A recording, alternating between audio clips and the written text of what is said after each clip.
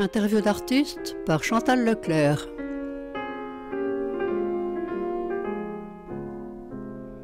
J'ai le plaisir d'accueillir aujourd'hui Karine Joly, qui est conservateur à l'Institut Courbet à Ornans.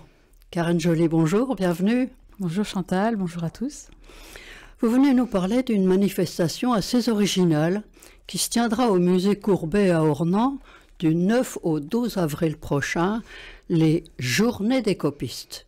Est-ce que cette initiative relève uniquement de l'Institut Courbet ?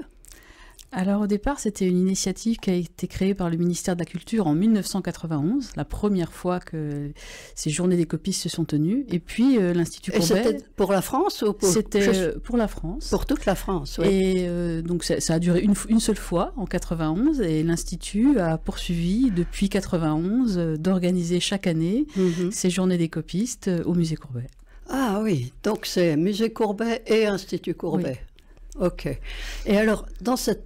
Où ça se passe? Dans la partie du musée exposition permanente ou exposition temporaire? L'exposition de cet hiver Devenir Courbet. Alors l'occasion était rêvée de faire cette manifestation pendant l'exposition Devenir Courbet, qui est consacrée à la jeunesse de Courbet. Et Benjamin Foudral, directeur du musée, nous a proposé d'organiser la manifestation pendant l'exposition, à la fois dans la partie permanente et aussi dans l'exposition temporaire. Ah, donc tout le musée. Tout le musée, ouvert à 8 copistes.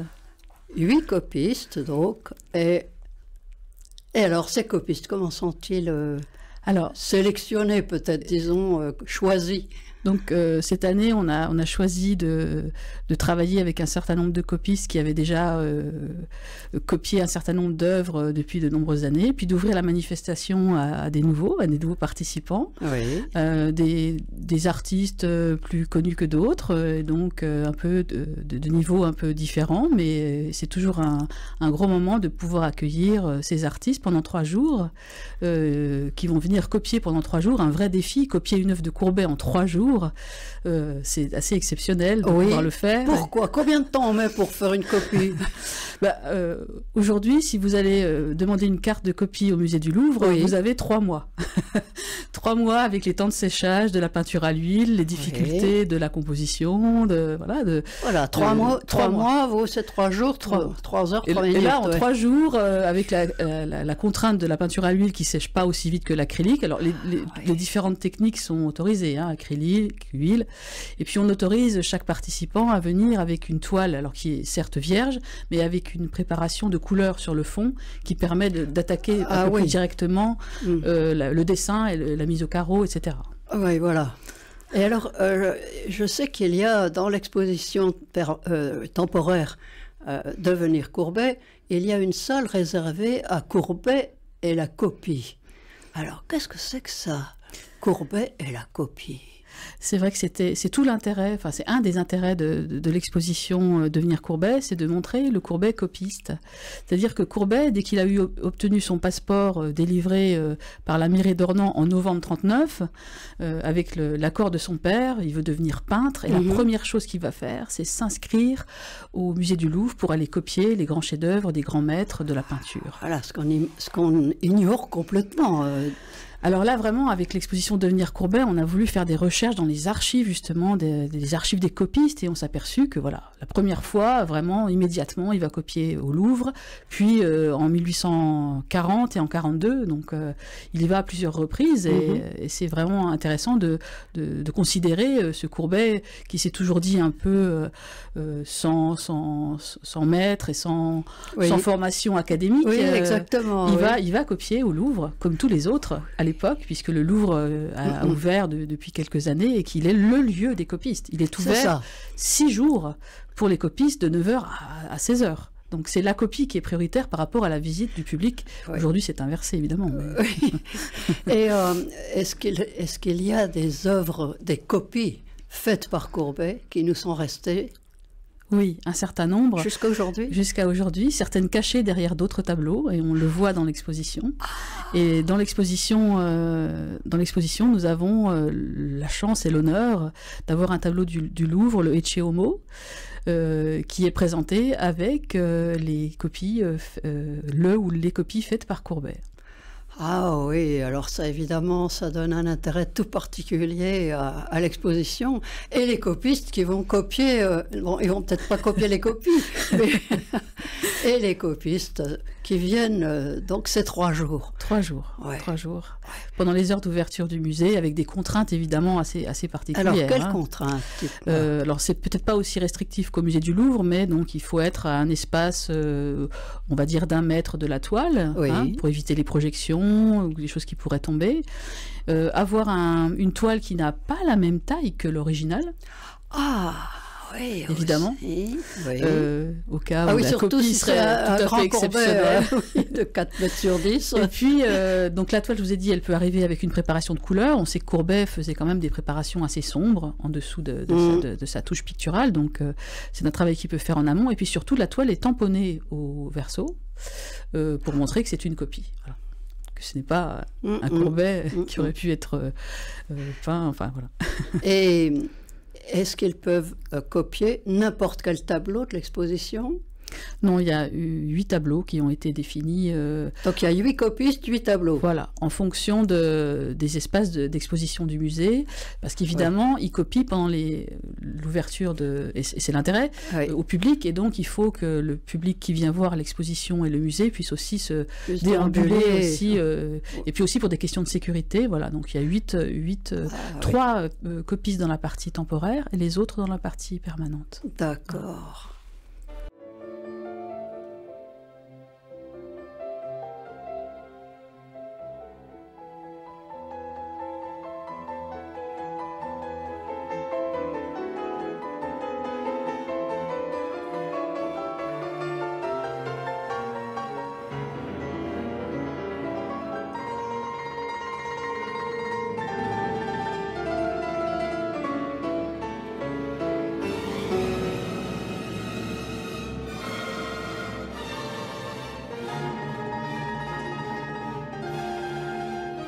Interview d'artistes sur RCF, Chantal Leclerc. Nous passons cette demi-heure avec Karine Joly, conservateur à l'Institut Courbet, qui nous parle de ces 3 journées assez extraordinaires pendant l'exposition Devenir Courbet au musée Courbet à Ornans, les journées des copistes. Et alors, pourquoi n'avez-vous pas choisi que des œuvres de Courbet pour pouvoir être copiées pendant ces 3 jours? C'est vrai que le parcours permanent, d'année en année, les copies,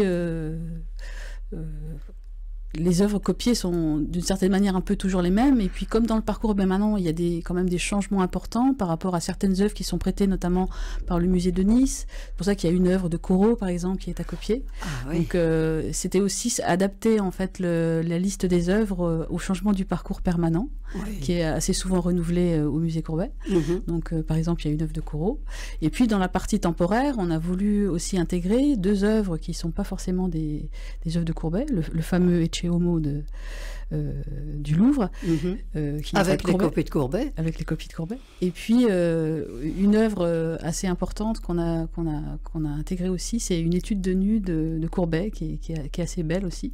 Mais c'est vrai que pour les œuvres qui ne sont pas de Courbet, il y en a une de Corot et une ancienne qui est du Louvre. Et d'où viennent les œuvres qui ne sont pas au musée Courbet pendant cette exposition? Alors là, dans l'exposition, les œuvres, elles viennent d'un peu partout. Il y a des prêts tout à fait emblématiques de tous les plus grands musées nationaux, notamment dans la dernière salle qui est assez magique, on va dire, et qui aura deux copistes dans cette salle. C'est la salle des autoportraits. Donc il y a tous les autoportraits de Courbet, ça vient du Louvre, de oui. musée d'Orsay, du musée de Lyon, et aussi du musée de Besançon qui prête son autoportrait. Donc des choses, Orsay, Louvre, des choses tout à fait exceptionnelles dans cette dernière salle qui est formidable. Vraiment. Ce qui veut dire qu'il faut aller et retourner encore voir cette exposition. Oui. Et en plus y aller aux journées des copistes, parce que là, ça sera tout à fait original. par rapport aux autres journées, disons. Oui, et puis c'est des journées assez spéciales parce que évidemment, se déambuler dans un musée et voir des copistes au travail, c'est intéressant pour le public, pour les jeunes ou même les adultes. On n'a pas forcément l'occasion. C'est assez rare. Oui. Et puis il y a les odeurs de la copie aussi, les odeurs de térébenthine, voilà, les odeurs des artistes.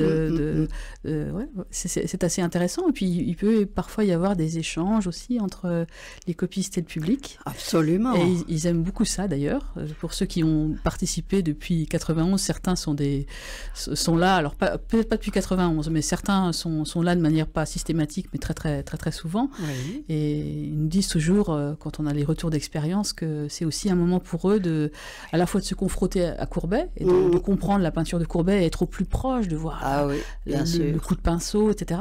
Mais aussi le fait d'être pas en représentation, mais de pouvoir échanger avec le public qui vient voir la manifestation et l'exposition des copistes. Et ces copistes, vous dites, qui suivent votre organisation tous les ans, ou presque tous les ans pendant longtemps, est-ce que ce sont seulement des copistes? Je veux dire, est-ce qu'ils font aussi des œuvres originales ou seulement des copies? Il y a un petit peu toutes les catégories.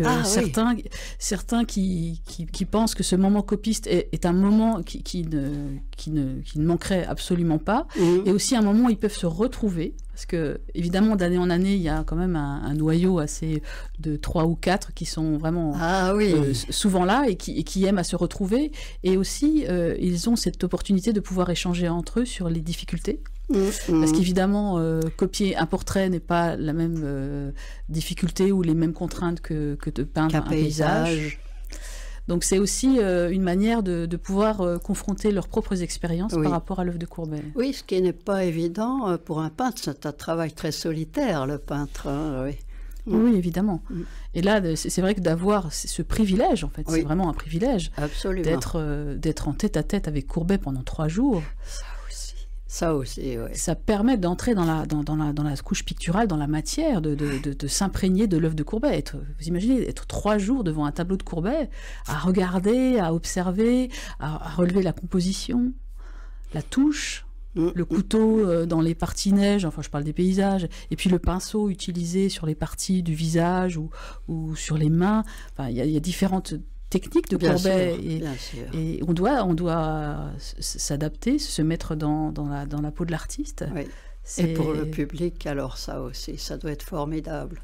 Le public est toujours très, très passionné de voir les copistes au travail. Alors évidemment, pour ceux qui peuvent venir au début et voir la fin, parce que ce qu'on observe parfois, c'est que certains copistes partent très bien, c'est comme les artistes en fait, il y a un moment où il faut parfois arrêter, puis parfois c'est la touche de trop, puis parfois ça peut évoluer en 3 jours, évidemment c'est extrêmement rapide.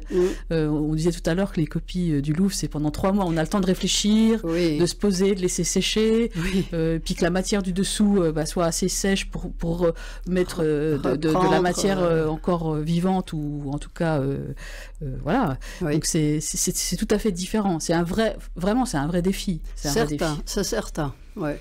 Et alors il y a une autre originalité cette année, c'est que vous invitez aussi des carnettistes.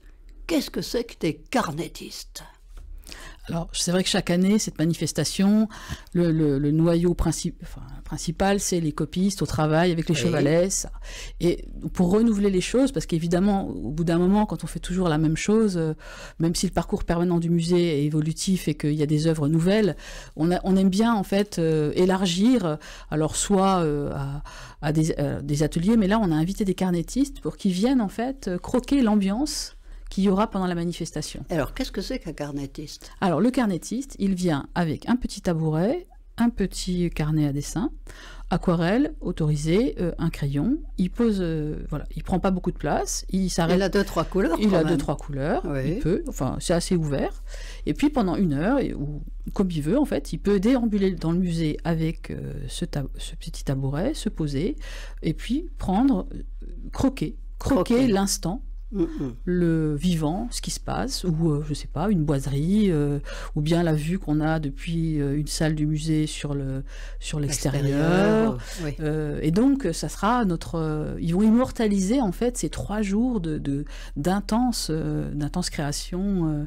Donc, quand on parle carnétiste, on parle carnet de voyage en général. Carnet de voyage, exactement. Donc là, c'est un voyage à l'intérieur du musée, mais c'est un voyage. Oui. Ah, oui. Et ils seront quand même, il y a le mercredi, en fait, les copistes copient du jeudi au samedi, et le mercredi est destiné aux carnétistes essentiellement, ils seront une quinzaine, et puis les autres jours, une dizaine, accompagnés des 8 autres copistes sur Chevalet. Donc ils seront ensemble pour une partie du séjour, de ces journées. Oui, tout à fait.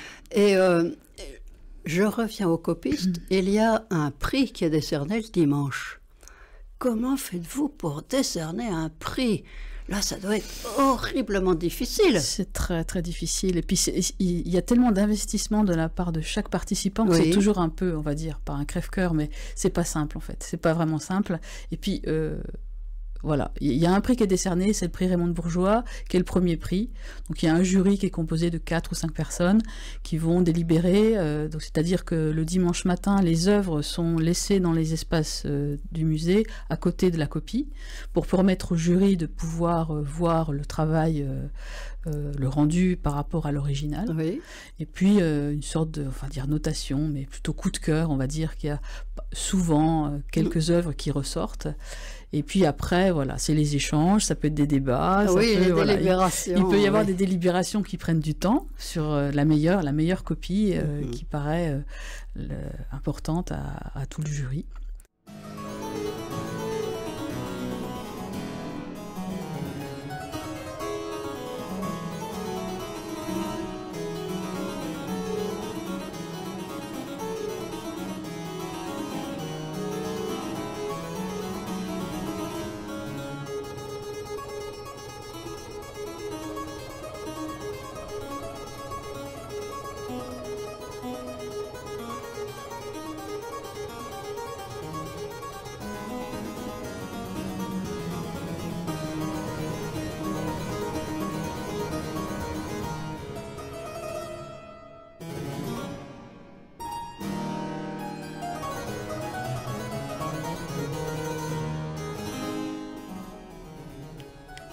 Karine Joly, vous avez écrit un essai dans le catalogue de l'exposition Devenir Courbet. Parlez-nous un petit peu de ce que vous racontez dans cet essai. En fait, c'est vrai que dans le cadre de l'exposition sur la jeunesse de Courbet, on a fait beaucoup de recherches à la source et on a voulu en fait procéder à un dépouillement systématique de toutes les archives conservées aux archives nationales des registres des copistes qui ont été déposés en 2015. Pour voir, en 2015 oui, pour voir si Courbet apparaissait. Donc, merveille, Courbet y apparaît au moins 3 fois où sa signature apparaît, et c'est vrai que tous ces registres des copistes sont assez exceptionnels parce qu'on voit défiler des noms d'artistes qui viennent s'inscrire, un certain nombre, une dizaine d'artistes par jour à peu près, et puis qui ont une autorisation de copier pendant 2 ou 3 mois. Il y a la date échéance de copie, et puis sur ces registres on voit le nom de l'artiste, et puis le maître ou la personne qui recommande, parce qu'évidemment on ne va pas copier au Louvre sans avoir une recommandation. Et donc pour Courbet, on a fait des découvertes tout à fait exceptionnelles, puisqu'on a découvert que la première fois, donc on en a déjà parlé, mais où il s'inscrit au musée du Louvre pour aller copier, c'est son cousin Oudot, qui était un grand professeur de droit à Paris, qui sert de protecteur en fait. Oui, c'est pas forcément un artiste. C'est pas forcément un artiste. Et puis dans les découvertes qu'on a eu fait par la suite, c'est que Courbet s'est inscrit avec comme maître Naigeon. C'était totalement inconnu de tous les historiens. Enfin, moi, je l'ai jamais lu quelque part, en fait, et ça m'a vraiment beaucoup interpellée parce que ce Naigeon n'est pas excessivement connu. C'est pas Hess ou Steuben, les maîtres qu'il a eus, en fait, dans sa formation artistique, on va dire, ou l'atelier de Suisse, ou le père suisse. Et donc, ce Naigeon, il était assez exceptionnel puisque c'était le directeur du musée du Luxembourg. Et donc, on peut dire que, d'une certaine manière, par la suite, Courbet a pu copier au musée du Luxembourg, sans doute grâce à Naigeon. Et donc, c'est vrai que c'était tout à fait vraiment exceptionnel. Des découvertes, alors. Exceptionnel parce que, évidemment, Courbet a toujours dit « je n'ai jamais eu de maître », etc. Oui. Et en fait, en 1840 et 42 encore, il s'inscrit avec pour maître Naigeon. Donc, et ce Naigeon avait d'autres, dans le cadre des recherches que j'ai pu faire, j'ai dépouillé tous les artistes qui s'étaient recommandés de Naigeon, et Naigeon recommandait d'autres artistes, y compris des artistes femmes d'ailleurs. Oui. J'ai trouvé ça dans les dépouillements que j'ai pu faire, et c'est vrai que c'est intéressant, vraiment intéressant, parce que là on apporte vraiment quelque chose de tout à fait inédit. C'est tout à fait nouveau, oui. À la formation de Courbet, et à sa jeunesse, et son rapport à la copie aussi, qui était important. Ce qui veut dire que tous les ouvrages sur Courbet sont obsolètes maintenant. Il faudra écrire autrement, oui. Il faut les mettre à jour. Il faut grâce à vous, alors. Grâce à moi et d'autres. On est tout un collectif à avoir travaillé sur cette expo de jeunesse. Il y a d'autres découvertes tout à fait exceptionnelles qui ont été faites, notamment son premier passeport, où il se revendique déjà peintre. Et donc, c'était, on est revenu sur quelque chose qui avait été écrit et répété, écrit d'ailleurs même par Courbet, qui est parti à Paris pour étudier le droit, mais non, il est parti pour étudier la peinture, et d'ailleurs son passeport le stipule. Donc il y a eu vraiment beaucoup de choses inédites et de découvertes qui ont été apportées par cette exposition, et le catalogue qui restera évidemment bien après l'exposition. Et donc le catalogue apporte aussi des inédits. Tout à fait. Alors rappelez-nous, avant qu'on se quitte, les dates de ces journées des copistes et des carnettistes. Alors ça sera du 9 au 12 avril au musée Courbet à Ornans. Dans le cadre de la 32e édition des Journées des copistes. Voilà, très bien. Et donc l'exposition Devenir Courbet va jusqu'à la fin du mois Jusqu'au 20 avril. Jusqu'au 20 avril. Oui. Très bien. Merci beaucoup, Karine Joly, d'être venue nous raconter tout ce que vous nous avez découvert sur Courbet. Et à bientôt. Merci Au revoir. beaucoup, Chantal.